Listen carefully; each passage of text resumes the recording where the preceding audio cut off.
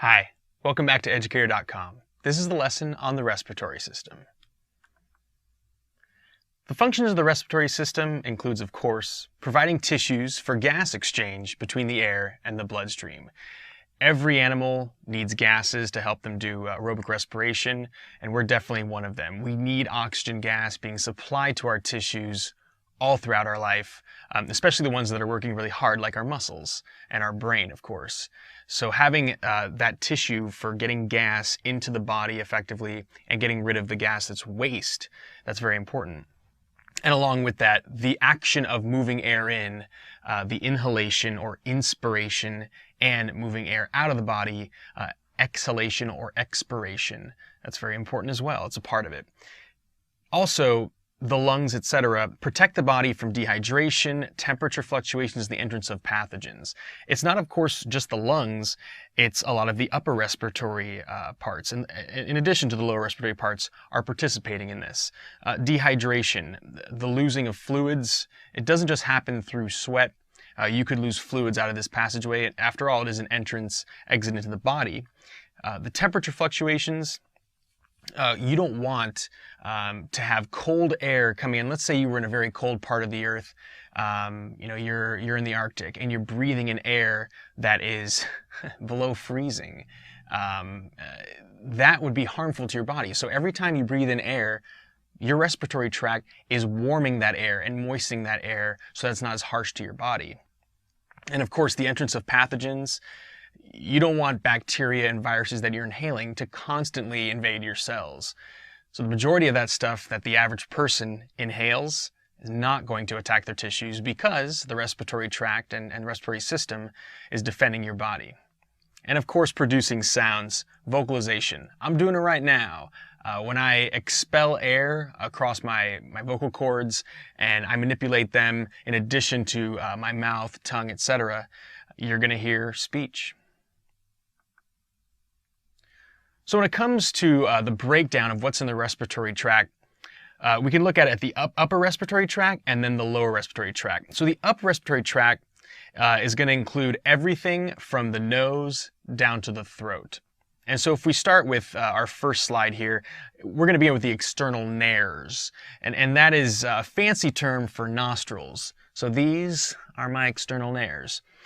The hole that actually leads into that opening into your respiratory tract, we can call the vestibule. And vestibule basically means like entrance or doorway, and there are other parts of the body where the term vestibule is used. So here, the actual holes in my nostrils, that entrance is called the vestibule. The nasal septum. Septum is a term used in other parts of the body as well, like there's a septum in your heart that separates, for instance, the two ventricles from each other. And in this case, the nasal septum is separating the two sides of your nasal cavity, where your nostrils are, and the nasal conchae. The nasal septum is partially cartilaginous, so right here in blue, this is soft bone. This is cartilage of your nasal septum. And then a little bit further back, a little posterior / slightly superior, you can see that this is bony. It's the perpendicular plate of the ethmoid bone. That's a good portion of your bony nasal septum, straight back here. And then just inferior to that is the vomer bone. And then the palatine bone is another part of it. So a few different bones make up the bony nasal septum. This particular image is great from Gray's Anatomy. It's just a perfect sagittal cross-section straight through the middle of this nasal region. And then, of course, the nasal conchae. If we were to look at other parts on the sides or lateral to this septum, the nasal conchae are those twists and turns of mostly the ethmoid bone. There are a couple other bones involved, but the ethmoid bone is the majority of that twisty-turny passageways leading air into the body. And along that, you're going to have the production of lots of mucus. And the mucus serves many purposes. One of them is catching dirt, catching bad stuff before it gets deeper and causing infections. When you're sick, you're going to produce a lot more mucus, and that makes sense. Upper respiratory tract, number 2. So if we keep looking at this area in the upper part of the respiratory system, the nasal mucosa is mainly in the nasal conchae region. But the reason why I'm listing it here is as you breathe air in and it ends up going down into the throat or the pharynx, the nasal mucosa not only is catching bad stuff, bacteria, viruses, etc., that you're breathing in, it also warms the air and moistens the air. Very important, so it's not as harsh to your lungs. If you think about it, the air in this room right here and possibly where you're at on Celsius scale is probably low 20s, 20 to 22 degrees. Fahrenheit scale, 70 to low 70s. That's room temperature. But your body temperature, Fahrenheit, 98 point something. Some people's 98.6, 98.2, what have you. That's a big difference. So when you breathe in air, it warms it a bit, gets it close to your body temperature so it's not as harsh to your lungs. And of course, the moistening of air, very important too. You can say that the nasal mucosa humidifies the air, adds moisture to it as you're breathing it in.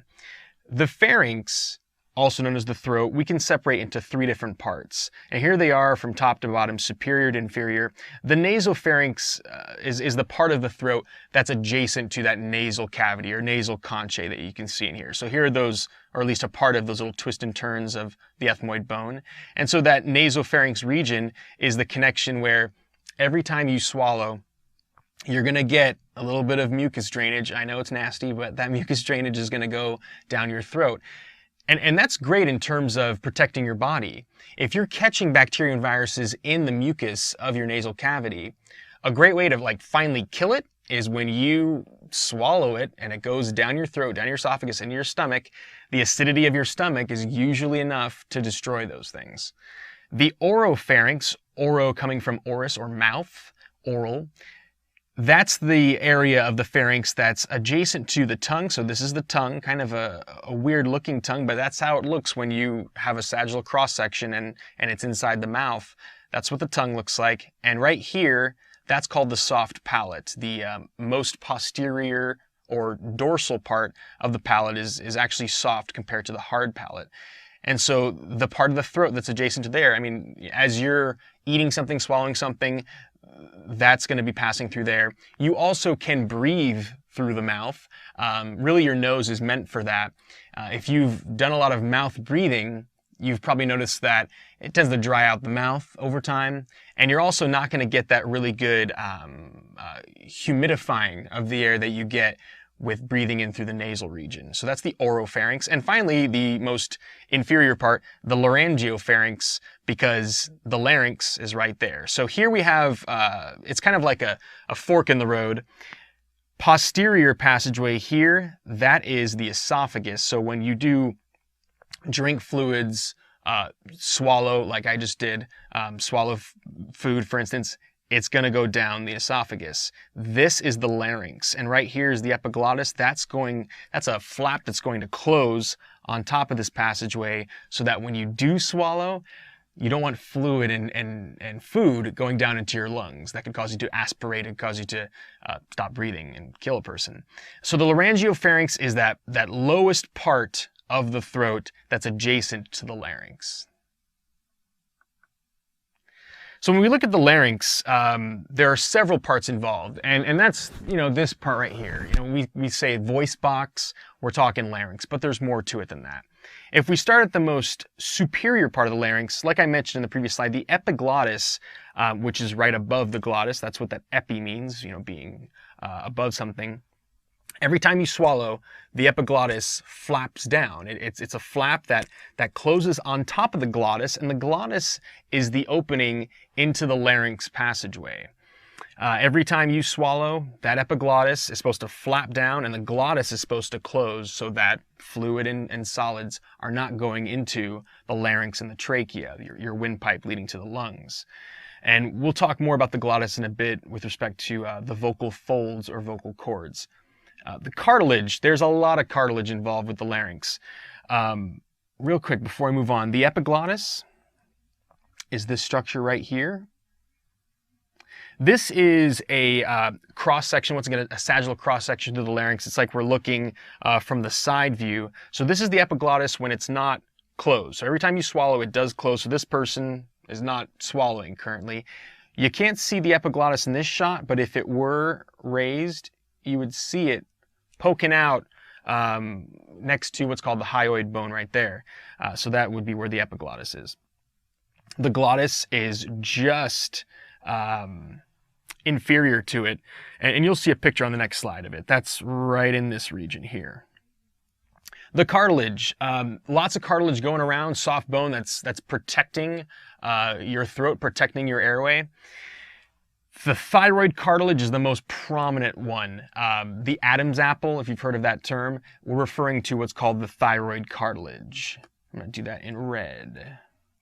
So here is the thyroid cartilage. And from that side view, if you were to take a cross section through it, we're seeing part of the thyroid cartilage right here. So that is that typical looking Adam's apple that everyone has, not just men. People say, oh, a man has an Adam's apple and a woman typically doesn't. Well, a woman has all these structures as well, but an adult female, because of differences in sex hormones, it's typically not as visible.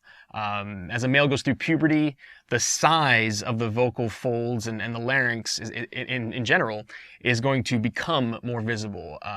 The vocal folds especially are going to get broader and larger, and that's going to have an effect on their voice. Your voice tends to drop when you age, go through puberty. And female voice changes a bit too, but not as dramatically in terms of the octave shift. So that thyroid cartilage, a major component in protecting the larynx, and that part that's most obvious right here that's sticking out, that's called the laryngeal prominence. It's a very prominent part of the larynx. And then the cricoid cartilage is just inferior to that. That's number 7 here. Here's the cricoid cartilage. Here it is in this little view. And in between those two cartilages, there's a ligament. There's another ligament right here. This is actually the laryngiohyoid ligament because it's connecting this part of the larynx to the hyoid bone, which I'm going to mention next. So the hyoid bone is an interesting bone because, to my knowledge, it's the only bone that I can think of that does not articulate with any other bones in the body. It is not directly touching any other bones. And if you think about how bones work, typically bone is next to bone in a joint, whether it's a fused immovable joint or a movable joint. But in this case, the hyoid bone is up here. I'm touching it right now. And it's held in place by muscles, ligaments, tendons. It's not actually touching any other bones. It's very close to the mandible, the lower jawbone, but it's not quite touching it. And the purpose of the hyoid bone is once again, like these other things, partially protective, but also it's for anchoring parts of the throat muscles and the tongue that helps in swallowing. So that's the hyoid bone. And then ligaments, I already mentioned some of them, ligaments here, ligaments all over the place. And remember, ligaments connect bone to bone or cartilage to bone. And then the vocal cords. You'll see a better view of the vocal cords on the next slide if you look down into the throat and look at the top of the larynx, like through, let's say, a little camera. As someone is talking, you can see there's slight little vibrations going on as air is expelled past the vocal cords. And depending on how they vibrate and the structure of those vocal folds, that's going to give you different pitches and different sounds. So sound production. Air passing through the glottis, the open glottis, vibrates the vocal folds and produces sound waves. This is a great view. This is an actual camera shot looking down into someone's, the top of their larynx and through the pharynx. And the glottis is this opening. The epiglottis, which you can't see in this particular image, is actually right in front of it, and it's currently not down because this person is expelling air, this person is talking. When you swallow, remember the epiglottis does close over this opening. Here's the anterior part. This is the front part. The posterior part is actually down this way. Diameter, length, and tension of these vocal folds, the vocal cords, changes the pitch. So here are the vocal folds right here. If we were comparing the average male, average adult female, typically the diameter and length is going to be larger in an adult male compared to the female. What we have control over is the tension. Depending on how tense we make them, that's going to change pitch. So if I go, I am actually changing the tension. I'm making the vocal folds thinner Then if I go, oh, I'm making them wider. And if you play a stringed instrument or play the piano, you're familiar with this. On a guitar, the particular strings that make the lower pitch notes, those are thicker strings, and the really ding ding ding ding, those other strings that actually do the higher pitch ones, they're thinner. And it's the same with the piano. Remember, piano's hammers hitting strings, the ones at the far right end, they're going to be thinner than the really low notes at this end. And so that's how it works in terms of making different pitches. And like I said before, in general, adult males have thicker, longer chords compared to a female, but there, of course, are exceptions. That's a generalization. Speech, what I'm doing right now, is a combination of phonation, just making sound, and articulation, actually making different types of specific noises and specific manipulations of that sound. So phonation is just the process of expelling air as I'm exhaling, as I'm expelling air past the vocal folds in this glottis region. But articulation is when you take that sound and do what I'm doing right now. Movements of the mouth, lips, and tongue are going to manipulate that sound to make speech that's audible and understandable to somebody. If I didn't have my tongue, I could not make a wide variety of noises or letter sounds. So a T, when you make a T sound, there's a very specific movement that your tongue has to make to make that T sound. If my tongue wasn't there, I'd still have the phonation ability, but my articulation would not be there. Trachea. So we are now into the lower respiratory tract. Remember that the upper respiratory tract is from the nose to the pharynx. We just started the lower respiratory tract with the larynx, and we're definitely in the lower parts here. So the trachea, if you follow the path of your larynx, right here, I'm actually touching part of the trachea. If I press in, not too much, because I don't want to suffocate myself, but if I press in a little bit, I can feel little rings here. And as I'm talking, I can actually feel vibrations, air going up here and then through the vocal cords, etc. So the other parts of the trachea you can't feel because it goes behind the manubrium, these parts of the sternum, but you can touch this part. And actually, this is where they would do a tracheostomy or tracheotomy to bypass the upper respiratory tract to help someone breathe. And I'll talk about that more in a sec. But the trachea is known also as the windpipe. This is that tube that's getting air into the lungs. It is a tough, flexible tube with cartilaginous rings. And you can see those rings, as I mentioned a second ago. I could feel them if I rub right here. Those cartilaginous rings are kind of C-shaped, but pointing this way, because the posterior or back portion is really not covered with cartilage in the sense that the anterior portion is. And the reason behind that is, if you remember from the previous slide, the esophagus is behind it. The esophagus is that food tube or liquid tube that's posterior to this. So every time you swallow and a chunk or bolus of food is being moved down your esophagus, you want slight flexibility for your trachea to kind of accommodate that. So there's slightly less cartilage in the posterior portion so that there is a little bit more flexibility when you do swallow something. So it is slightly flexible, not as much as these more posterior parts of the respiratory tree. We're going to get to that in a bit. Respiratory epithelium.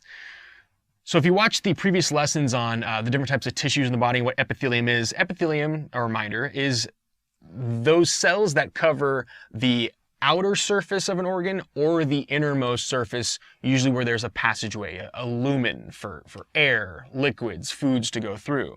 In this case, air is passing through. Every time you breathe in, every time you exhale, air is going back and forth. And the respiratory epithelium, if you were to zoom in to what's going on in the innermost part, the lumen of the trachea, and then the lumen of the entire respiratory tree, you would see cells that are filled with cilia. And these cilia look like hairs. It kind of looks like a shag carpet. My grandmother's house, the house she used to live in, had a green shag carpet, very 70s. And really, cilia looks like that. And they're constantly brushing up mucus, constantly. If you didn't have those cilia bringing mucus generated from down here up and out, up into the throat, you could drown in the fluids that are produced in the lungs. Every time you hack a loogie, that's where that loogie, that spit is coming from. Yes, some of it is saliva, but you know, we experience that when we have a cough, when we are sick and there's excess mucus production. We really do notice what those cilia are doing. People who smoke tend to destroy the cilia lining these passageways, and we don't typically regenerate them. So when you lose the cilia, you don't get them back. And that's why somebody who's a chronic smoker, smoking for years, is more likely to get pneumonia, an infection associated with basically too much pooling of fluids in the respiratory passageways. But a healthy person is able to get those fluids up and out.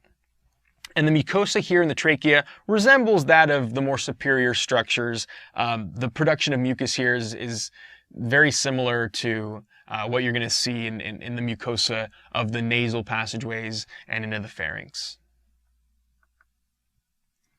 When we go a little bit more inferior, we get to the bronchi and the bronchioles. Bronchioles basically means miniature or tiny bronchi. So this is plural, the word bronchi.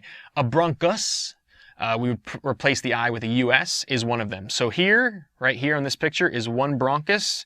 Here's the other bronchus. And these are actually called the primary bronchi.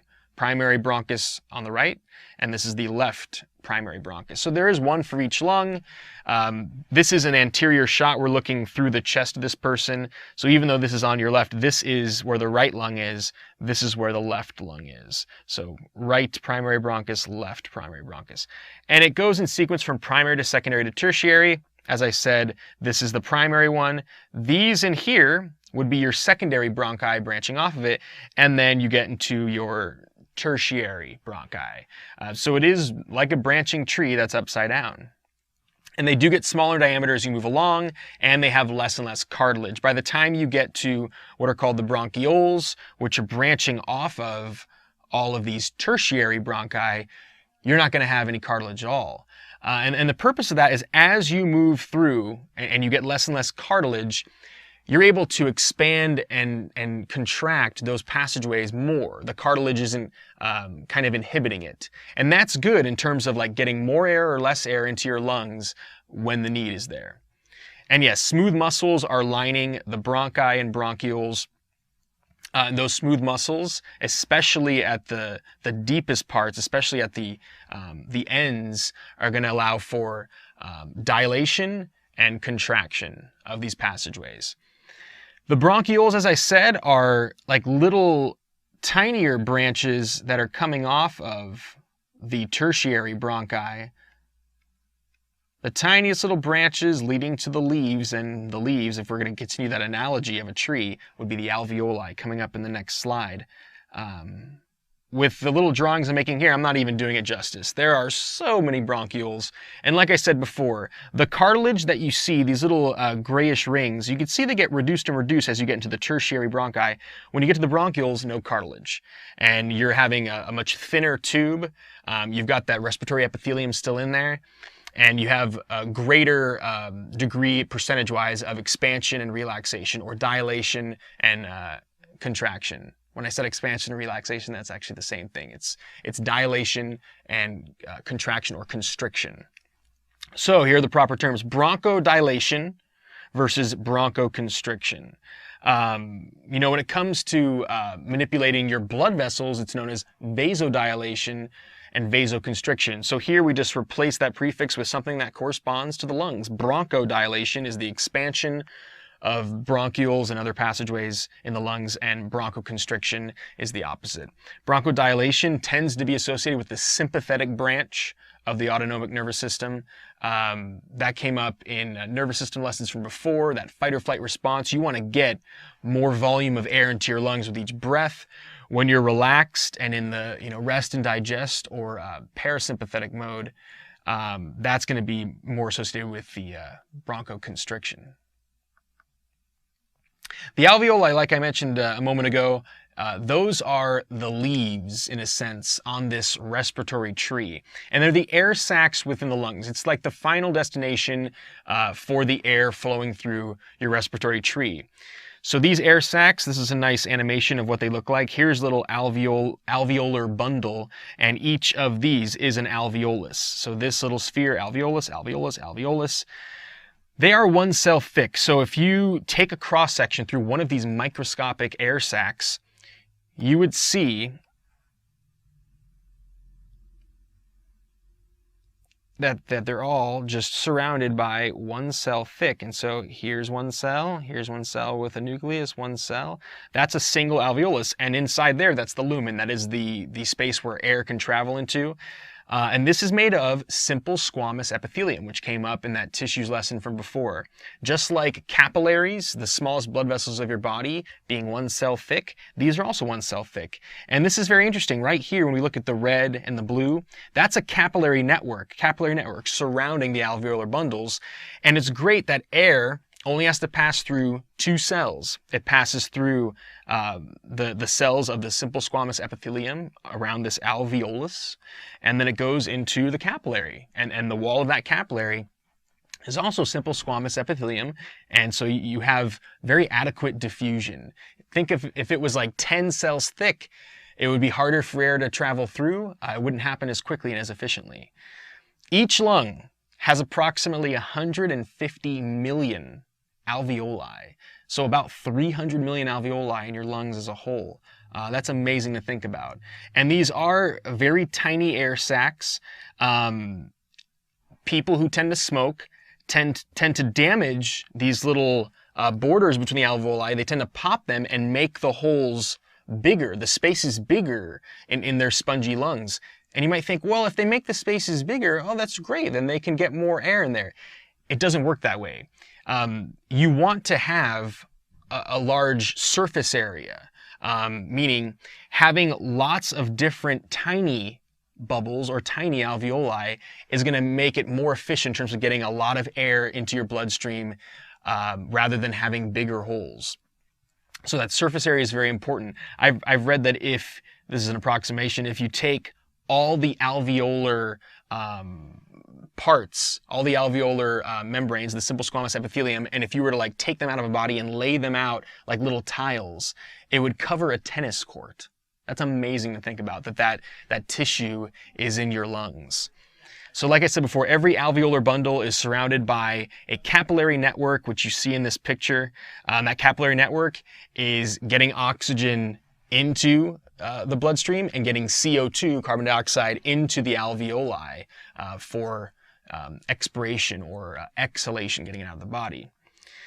Also, you see these little green lines. The green parts is the lymphatic vessels, lymphatic tissue, which has to do with protecting your body, your immune system.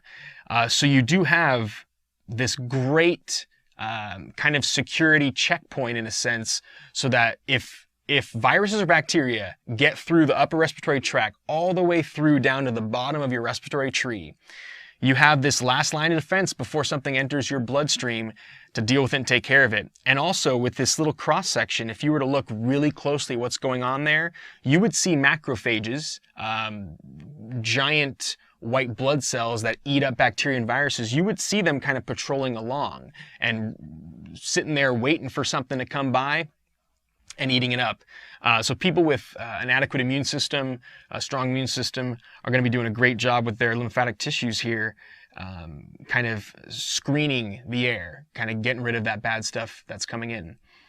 Surfactant is the last thing I want to mention with respect to these alveolar bundles. Surfactant is a chemical that's a combination of phospholipids and protein that has to do with reducing the surface tension. So if it wasn't for surfactant, your alveolar sacs would tend to collapse. We don't want that to happen. Surface tension is a good thing because it has to do with getting stuff out of the air into water. And we want to get stuff out of the air, specifically oxygen, into the fluids of the body, into through the alveolar wall and into our capillaries. But if the surface tension is too high, these little bubbles, you can think of them as being like little bubbles in the air. They would collapse. They would cease to be how they should be. So surfactant is this secretion right next to that liquid part of it that helps keep the alveoli expanded properly so that we can continue to breathe air. Now, if you don't have enough surfactant, the little air sacs could collapse. And the problem, one of the many problems with some premature babies, is if they're born very early on in the third trimester, let's say they're 2.5, 3 months premature, not only are their organs in general underdeveloped and they're very small weight and they tend to lose heat fast, there's a lot of factors that are a problem, but the amount of surfactant that baby has produced is not nearly what it should be when they're born. So they actually will supplement their little premature body with surfactant so that their lungs can maintain the alveolar integrity in terms of them being expanded enough to continue to get air into the body. The lungs as a whole, these spongy organs that have that respiratory tree inside of them, the right lung has 3 lobes. It's a bit bigger than the left lung, which has 2 lobes. And once again, this is an anterior or ventral shot.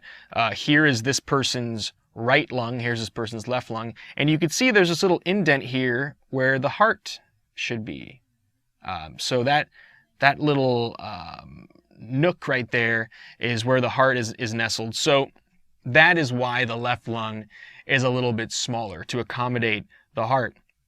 And if you count the lobes, yes, there's 1, 2, 3 here, 1, 2 for the left lung. There are deep fissures, little borders between the lobes. Right here is a horizontal fissure. Here's an oblique fissure, a diagonal one. Here's another oblique fissure. The right lung is a bit broader, left lung longer, ever so slightly. So if you were to look at the right lung, it is a bit wider. The left lung, a tad bit longer, and the reason why is if you look at where the liver is situated, the liver is more on the right side of your upper abdominal cavity, so the left lung doesn't go down quite as far to accommodate the liver, which is right here. Of course, the border between the thoracic cavity where the lungs are and the abdominal cavity is something called the diaphragm. I'm going to mention more about that in a bit. The spongy appearance and the spongy consistency of the lungs is because of the alveoli. All of those microscopic air sacs scattered around adjacent to the ends of those bronchioles is going to make it have that spongy look and feel. And the lungs are surrounded by membranes. So there are 2 membranes. Each of them are pleural membranes, not plural like more than one, but pleura. The pleura, you have 2 of them. One of the membranes is directly on the lungs. Then there's a liquid layer between them, and then there's pleura on the inside of your thoracic wall, or the thoracic cage where the ribs are. Speaking of pleura, like I said, they're the membranes that surround and protect the lungs. It's 2 layers. So the parietal pleura, on this particular image, they call it the costal pleura, because remember, if you saw the lesson that has to do with the ribs and the axial skeleton, the costal term means ribs. So the muscles between the ribs, it's called the intercostal muscles. There's costal cartilage, which is right in here. You can use that term too. So whether you call it costal pleura or parietal pleura, it's adjacent to the inner thoracic wall and the diaphragm, which is the muscle right below the lungs, or inferior to the lungs. The visceral pleura is the one that's right on the surface of the lungs. So that is adjacent to the more superficial part of the lungs. We can call that the pulmonary pleura. Remember the word pulmonary, this happened, we went over this in the heart lessons, or blood vessel lessons. Pulmonary always has to do with the lungs. So instead of using the term visceral pleura, you might see it called pulmonary pleura in certain textbooks. So what's the deal here? Not only is it protecting the lungs, but that liquid that's in between. So you can see that this black region is the cavity that the 2 pleural membranes forms. And over here, it's actually adjacent to the pericardium, that sac surrounding the heart. What's the purpose? Well, it helps keep the lungs elastic. If the amount of pressure that's inside of this pleural region were to be changed, it would change the ability of the lungs to expand and contract adequately. For instance, let's say there was a hole. It's called a pneumothorax. If a hole was in one of these membranes and air could leak in or out, you could get a collapsed lung, even if it's a tiny, tiny hole or puncture. So that just goes to show you that there is an importance to have that elasticity remain adequate. And it's also lubrication. Just like with the fluid that's inside the pericardial sac for the heart, the fluid around the lungs, it's like keeping it a well-oiled machine. You are expanding and relaxing your lungs all throughout the day, every day of your life. So not only is it helping to maintain the elasticity of the lungs, but it's also for lubrication because they're moving constantly. So the breathing mechanism, how do we actually physically breathe? The diaphragm has a lot to do with it. So right under the lungs, so let's say here are the lungs.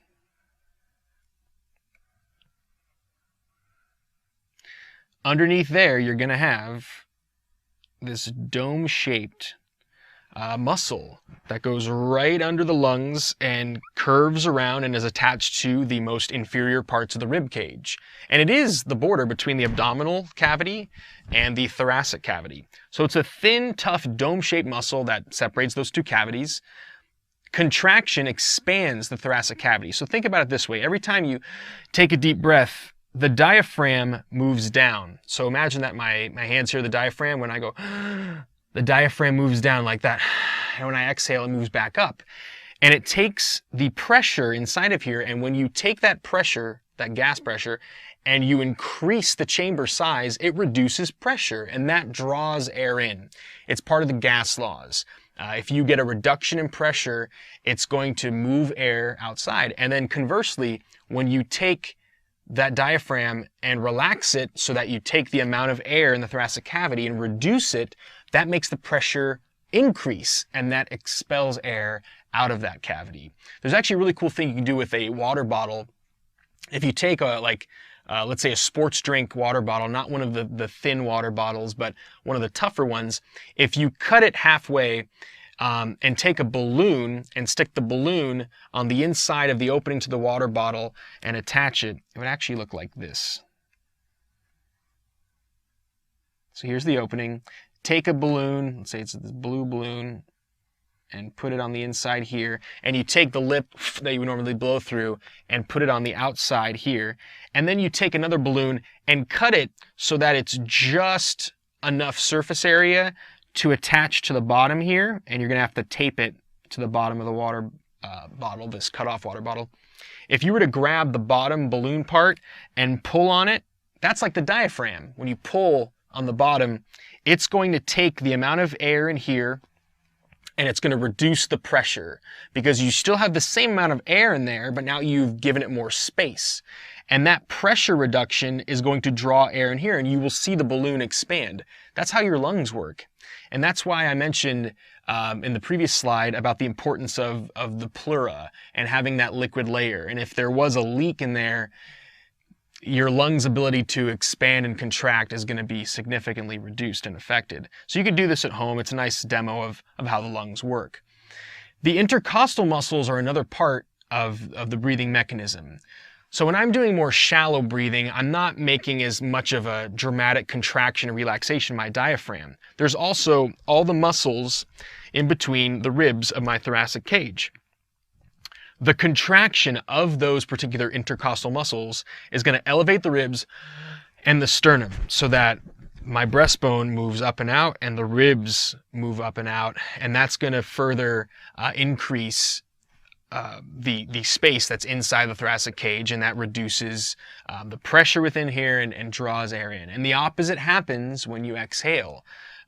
Those intercostal muscles are going to relax, bring the rib cage back down, and cause air to leave the lungs. So diaphragmatic breathing and costal breathing, if I do take a really deep breath, you notice that there's much more of a diaphragm effort there. And more shallow breathing, kind of when you're just sitting there, not even thinking about breathing, you don't need to take deep breaths if you're just sitting there in a relaxed mode. You don't need to have that deep kind of breathing, and they call that costal breathing because just moving your chest a little bit up and down is going to be enough to get air in and out. Forced breathing is another story. So forced breathing is even more significant than this deep diaphragmatic breathing. That could be due to stress, overexertion, hyperventilation could accompany this. So forced breathing is where your abdominal muscles and other accessory muscles are going to assist with getting air in and out. Abdominal muscles can, if they're acting in addition to the upper ones, they can force your diaphragm to do more dramatic contractions and relaxations. They're right next door to it.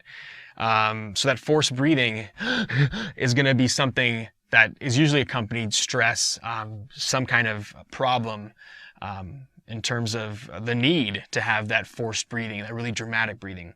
If you ever wondered what causes a hiccup, it has to do with the diaphragm. A hiccup is basically a very short inhalation. If this is the diaphragm, it's a spasm in the diaphragm. So normally when you breathe in,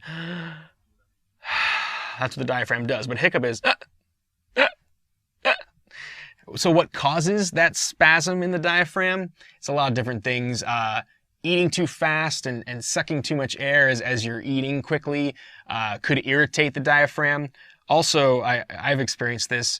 You may have too. Laughing a lot could bring on hiccups.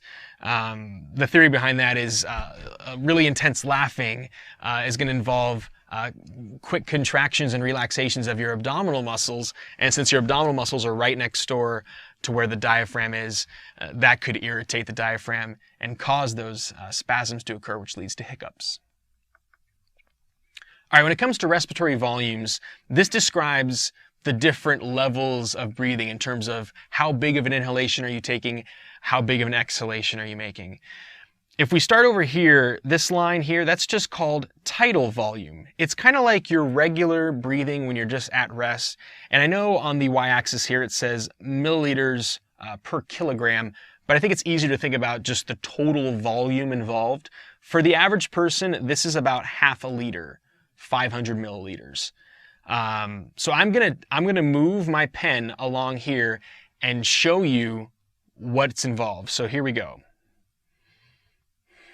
So I'm taking inhalations and exhalations that are just very shallow here.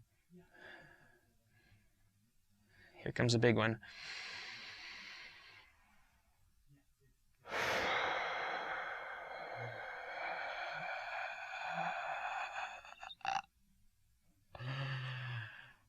And so on. So there you saw what happened, that I went way beyond that typical tidal volume inhalation and took in as much air as I could at that moment. And that's called inspiratory reserve volume. So your lungs can take a lot more air in than you normally do with this tidal volume, just 500 milliliters in, 500 milliliters out. And here I went another, maybe close to a couple liters. And that's when you need it. So if you're taking a big breath because you're going to hold your breath or you're getting ready to do something, you're going to need to take a bigger breath there. And that's known as the inspiratory reserve volume, which is the amount of volume your lungs can go past that tidal volume. And then I exhaled so much, I even exhaled past that tidal volume level and tried to exhale as much as I possibly could out of my lungs. Below the tidal volume, they call this expiratory reserve volume. And it stops here instead of going all the way down to zero because you don't want to let every last bit of air out of your lungs or your lungs would collapse. If you take all the air out of your lungs, there'd be no air pressure or gas pressure and it would cause the lungs to just deflate. And a collapsed lung is not good for breathing. So there's typically what's called residual volume. It's, I think, a little less than a liter in the average person. So residual volume is the amount of air that tends to stay in your lungs. Now, if you get hit really hard, let's say in the abdominal area, that could cause someone, they say, oh, they've lost their breath, they got the wind knocked out of them is another way for that to be expressed. That could cause some of that residual volume to be expelled and the person's going to have trouble breathing. So it's good that residual volume is kept in your lungs so that your lungs don't collapse. Right here, this inspiratory reserve volume plus tidal volume, this should actually be phrased as inspiratory capacity. So this is your total volume for the amount of inhalation that you can take in terms of the amount of air. So inspiratory is like saying, the quality of inhaling. So inhalation and inspiration, same thing. They're synonyms. All of this area below tidal volume, the amount of air that you can exhale below that, including the residual volume, that's called the functional residual capacity. So that's ERV plus RV. And then the total amount of air from the total max you could inhale to the total max you could typically exhale is called vital capacity. That's the range you have control over. So it's a lot. And of course, you don't want to get rid of this. But if you add together the vital capacity and residual volume, that's the total volume of air that you could possibly contain in your lungs. That's known as the total lung capacity. And of course, this is variable in terms of the precise measurements. I mentioned 500 milliliters earlier for the tidal volume. In someone that's really petite, it'll be less. In someone that's really large and has really large lungs, it can be a bit more. Partial pressures of gases is what actually gets gas in and out of the alveolar sacs in your lungs, and getting it into your lungs for that matter. The major atmospheric gases, if we look at the big four: nitrogen gas, oxygen gas, water vapor, and carbon dioxide. Nitrogen gas is about 78% of the atmosphere. Oxygen gas is close to 21%. And the rest is these two and other ones that make up a tiny percentage of the atmosphere, like argon, etc. So partial pressures determine how much of each gas will flow into and out of liquid from the air. And it all comes down to diffusion. Yes, you are actively expanding the lungs and contracting them in terms of the muscles' effect on expanding and contracting the lungs, but the movement of air in and out really comes down to diffusion. You're not using active transport or ATP to drive oxygen in and to drive CO2 out.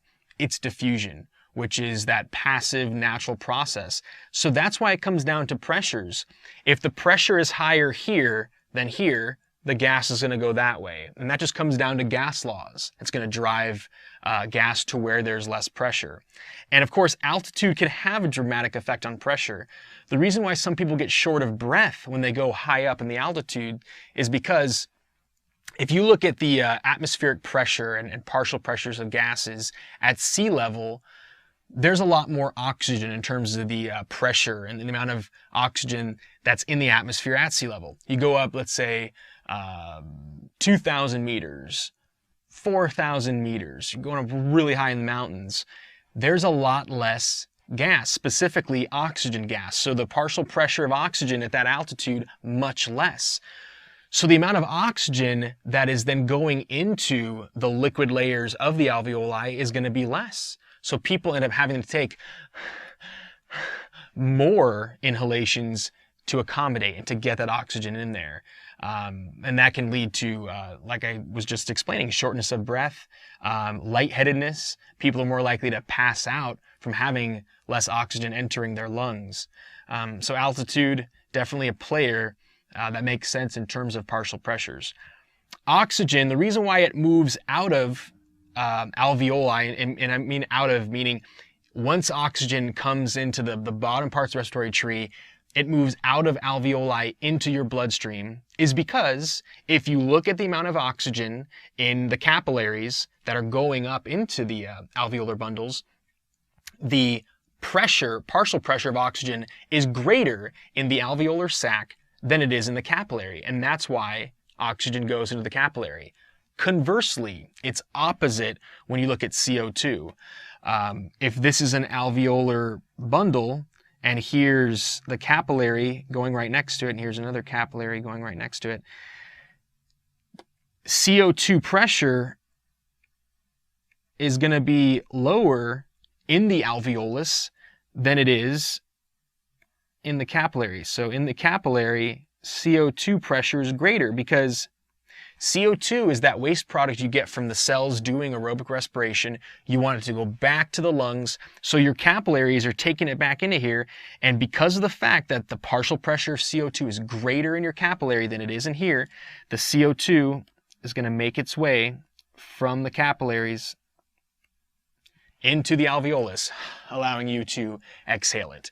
And it's the opposite flow with oxygen because the partial pressure is flipped with that gas. If you look at this particular graph here, it shows you in the different parts of the atmosphere and in the body how the partial pressures work. Notice with nitrogen, it's almost the same throughout. In the atmosphere, the partial pressure of nitrogen a little greater than within the body. It doesn't change much in the body. Nitrogen is such a major part of the gas that we inhale and a major part of the gas that's found in the bloodstream. That's not going to change that much. But when you look at oxygen, look at the percentage in terms of the partial pressure of oxygen in the atmosphere and how it gradually gets lower. The partial pressure of oxygen can only drive it so far deep within the body. So it does get to our cells, but the relative amount of oxygen that's in the cells of our body compared with the amount that's in the atmosphere, it's significantly less. The alveolar gas, this is the gas that's actually in the alveoli. Here's the partial pressures in arterial blood, taking that blood to the body out of the heart. And then venous blood, this is the blood going back to the heart. And like I mentioned earlier, this is partial pressures within cells. And finally, some respiratory conditions and disorders. Asthma is chronic bronchoconstriction. So the bronchioles in the lungs, if you have problems expanding them, that can lead to asthma. And the thing is, asthma attacks happen when somebody who has that slightly more constricted bronchial set, they do physical exertion. They let's say they're playing in a soccer game or playing a softball game, what have you, and the need to get more air into their body because their heart's beating faster and they're doing more with their muscles, that's when the asthma attack can happen. And it's not just because of physical exertion. Stress can bring on an asthma attack. So the treatment for asthma, because there currently is no cure, is bronchodilators. So the inhalers that people use when they have asthma or when they get an asthma attack, those inhalers, they chemically cause a dilation of the bronchioles to get more air into the respiratory tree, and they get relief from that. One treatment for asthma that I've heard works for some people is somebody who lives in a very urban area where the air quality is poor. Maybe they live next to factories, they live next to where a lot of cars are with the exhaust coming out of their pipes. If they move to a more rural area, to the countryside, the air quality is a little bit better, and that can actually have a positive effect on some people with asthma. Their symptoms are reduced oftentimes when they do that. Emphysema is the gradual deterioration of the alveolar bundles in the lungs. If those little sacs get damaged and there are more spaces in the lungs, the ability to adequately get air into your bloodstream with each breath is reduced. Emphysema happens because of smoking, because of inhaling smoke. Usually it's trauma that's going to cause that, or smoke. But over time, as a person gets older, you're more likely to experience symptoms of emphysema. So in elderly people, emphysema tends to gradually happen, at least minor symptoms, even if they never smoked. So that inevitable damage that happens over the years to lung tissue is just more common the older you get. Lung cancer is when you get the development of tumors in the lungs. So emphysema can lead to lung cancer if the emphysema is bad enough. And lung cancer is of course more likely to happen if you are a smoker, but even people who've never smoked a day in their life can get lung cancer. And lung cancer, like many cancers, has the ability to spread to other parts of the body, especially because there's so much blood flow in the lungs and lymphatic tissue that you find all throughout the body. And so the spreading of lung cancer to other organs is what's going to tend to kill a person.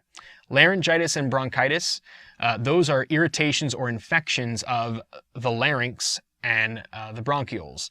Laryngitis, an infection of the larynx, is gonna make your voice sound like this, because your voice box, your vocal folds and vocal cords are in the larynx. So infection of that can definitely have an effect on your voice or make you lose your voice entirely.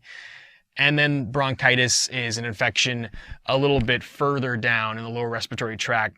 And that's going to usually be accompanied with coughing. The thing with sneezing and coughing is sneezing tends to be irritation in the upper respiratory tract. So getting dust or particles into the nasal region, into the throat region, is going to be, causing you to have that sneeze. And in case you didn't know, sneezes happen at over 100 miles per hour. That's pretty fast. Bronchitis, or getting deeper irritations, production of mucus, excessive production of mucus or irritation in the lower respiratory tract, is going to cause coughing. And that's your body's natural ability to try to get that stuff out. Cystic fibrosis is a genetic disorder. If you took genetics in biology, it's autosomal recessive. And cystic fibrosis is when you have a problem with a certain kind of protein channel in your cells that's supposed to shuttle along an ion. If you are not able to do that, the accumulation of those ions, of those charged atoms, tends to attract water because of osmosis. And cystic fibrosis leads to production of excess mucus or collection of excess mucus in organs like the pancreas and the lungs. So cystic fibrosis does affect the lungs. It's one of the main places that you get the negative consequences of cystic fibrosis. There is no cure, but there are treatments for this disease. Decompression sickness, also called the bends, tends to happen because of dramatic altitude changes, or more commonly, if a scuba diver has dove really deep and they come up way too quickly to the surface, because they were down low and they had a highly compressed oxygen tank getting oxygen to the lungs. If they don't go up gradually and adjust the pressure and let their body reacclimate, going up way too fast to the surface is going to cause a dramatic accumulation of nitrogen gas in parts of their bloodstream. And it can kill a person. And it can be very painful in terms of the accumulation of nitrogen gas in the joints. So if you do have somebody who gets decompression sickness or the bends, you want to take them to a hospital nearby where they're going to have a hyperbaric chamber, and that can cure the bends. In some people, it just happens too quickly and too dramatically, so it can result in death. Tuberculosis is a bacterial infection of the lungs caused by Mycobacterium tuberculosis. That you don't see as much in first world countries and industrialized nations anymore, but it does happen occasionally. And when this bacteria gets into the lungs and goes through a binary fission, the bacteria divides and moves around the lungs, you can get the development of these things called tubercules, these little sacs of bacteria. And as they grow, and as these the bacterial colonies continue to grow, the tubercules, they can break and cause bleeding, cause massive lung bleeding, and that's why the coughing up of blood is associated with tuberculosis, and it used to be called the Red Death. So if you don't get the treatment with antibiotics early on, it can lead to death. There's a test they do where they make a little injection in your forearm, and there's a little puffy bump, and you go back a couple of days later, and if the bump's gone away, that means that you don't have antibodies to tuberculosis. You've never been exposed to it. It means you're not sick with it. If that bump does not go away, it means you've been exposed to TB. You've been exposed to tuberculosis, that particular bacterium. Just because you've been exposed to it and it's gone into your body, it doesn't mean you have the infection.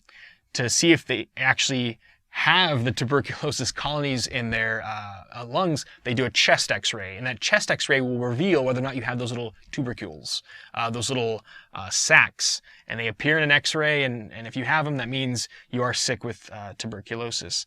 SIDS, sudden infant death syndrome. This kills thousands of babies per year in the United States alone.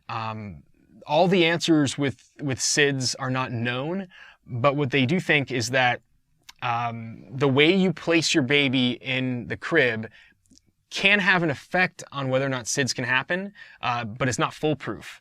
So SIDS, it typically happens when the baby has gone to sleep, they stop breathing, turn blue, and pass away. They think that one of the parts of the brain in babies that has to do with it is early on in that infant's life, the respiratory centers associated with the medulla oblongata and the lower parts of the brain are still establishing themselves with how they connect to other parts of the cerebrum and other parts of the brain, and that might have something to do with it. So if you do have an infant child, talk to the pediatrician about how to maximize the chances that the baby will not die from SIDS. Pneumonia. Pneumonia is, it could be viral, but it's typically a bacterial infection that causes production of lots of mucus at the base of the lungs where you have those bronchioles and alveolar bundles. And pneumonia can be fatal. It can be cured, but it does lead to death of some people. It's going to tend to kill somebody who is much older, who has been a chronic smoker, because like I mentioned earlier in the lesson, people who smoke a lot tend to damage the cilia that are meant to sweep up the excess mucus so that you don't drown in your own fluids produced down there.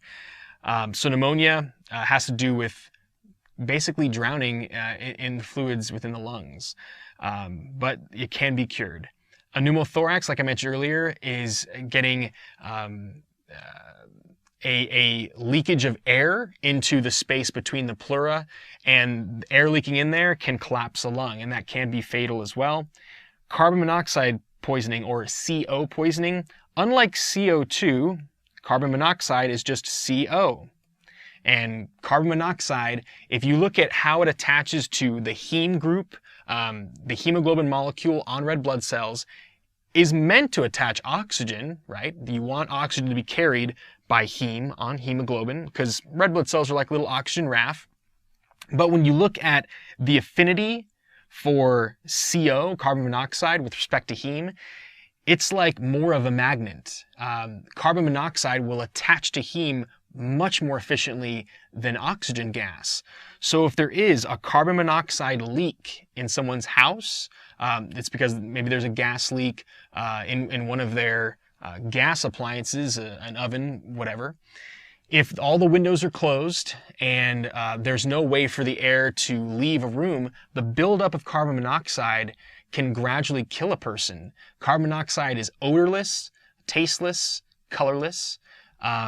Sometimes a carbon monoxide leak will be associated with a leak of a chemical that does have a smell. It's called beta-mercaptan, but fire departments especially, they recommend that everyone gets a carbon monoxide detector in their house. And it's not very expensive. You just plug it into one of your outlets, and if there is enough carbon monoxide in the air, the alarm will go off, and that means get out of your house immediately, call 911. So it's recommended you get a carbon monoxide detector. It can save lives. Thanks for watching Educator.com.